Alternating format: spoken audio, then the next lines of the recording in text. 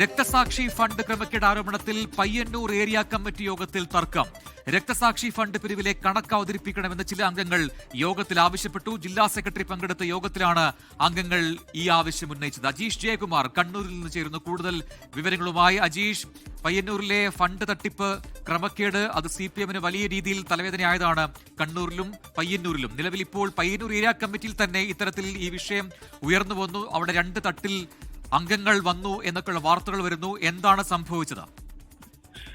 അപ്രതിന് ഒരു ഭിന്നത ഉണ്ടായിരിക്കുന്നു എന്നുള്ളതാണ് ഏറ്റവും പുതിയ കാര്യം. ഈ ബഹുജനങ്ങൾക്ക് മുന്നിൽ പയ്യന്നൂർ രക്തസാക്ഷി ഫണ്ടിന്റെ വരവ് ചെലവ് കണക്കുമായി ബന്ധപ്പെട്ട കാര്യങ്ങൾ അവതരിപ്പിക്കുമെന്നായിരുന്നു ജില്ലാ സെക്രട്ടറി KK രാഗേഷ് നേരത്തെ പറഞ്ഞിരുന്നത്.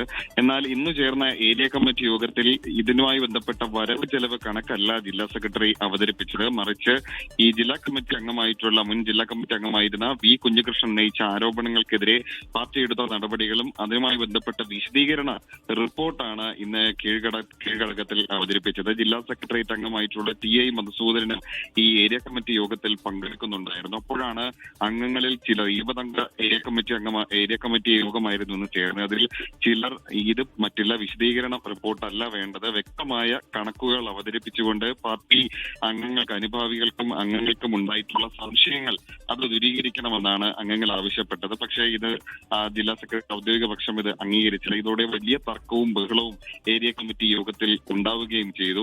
ഈ പരസ്പരം ഇത് കണക്ക് അവതരിപ്പിക്കാൻ പറ്റില്ല എന്ന ജില്ലാ ഘടകവും ഉറച്ചു നിൽക്കുന്നതോടെ വലിയ വാക്കേറ്റവും ഒക്കെ ഏരിയ കമ്മിറ്റി ഉണ്ടായി. അങ്ങനെ ഏരിയ കമ്മിറ്റി യോഗം അലസിപ്പിരിയുകയായിരുന്നു.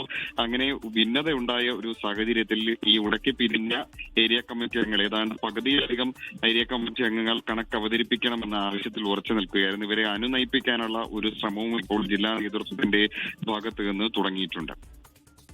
അജീഷ് ജയകുമാറാണ് കണ്ണൂരിൽ നിന്ന് വിശദാംശങ്ങൾ നൽകുന്നത്. ലോകത്തെവിടെയായാലും ഏത് സമയത്തും 24 വാർത്തകളും ഓഗ്മെന്റഡ് റിയാലിറ്റി പാക്കേജുകളും എക്സ്പ്ലെയിനറുകളും വിശദമായി കാണാൻ ഞങ്ങളുടെ YouTube ചാനൽ നിങ്ങൾക്ക് സബ്സ്ക്രൈബ് ചെയ്യാം.